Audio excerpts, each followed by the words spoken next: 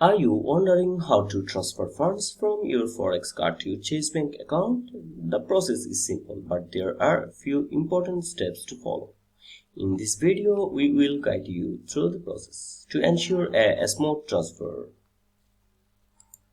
The first step is to check the balance on your Forex card. You can do this through your Forex card provider's mobile app or website. If you're unsure, you can also contact customer support to get the balance details. Next, check the exchange rate and transfer fees. This can impact the final amount that reaches your Chase bank account. Some providers charge a fixed fee, while others take a percentage of the transfer amount. Compare rates to find the best option.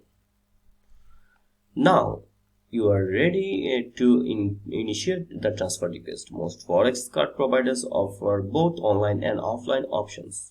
You can log into their website or mobile app to start the process. Alternatively, you can call customer support and request a transfer. To ensure the money reaches your Chase bank account, enter your bank details carefully. You will need your Chase account number, account holder name, IFSC or routing number. Double check these details before submitting to avoid any errors. Before finalizing the transfer, your provider may require additional confirmation. This could be an one-time password sent to your registered phone or email. Enter the OTP to confirm the request.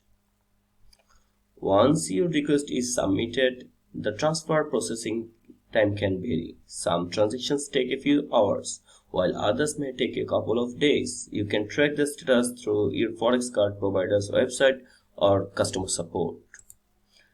You have successfully learned how to transfer funds from your Forex card to your Chase bank account. If you found this video helpful, don't forget to like and subscribe for more finance tips.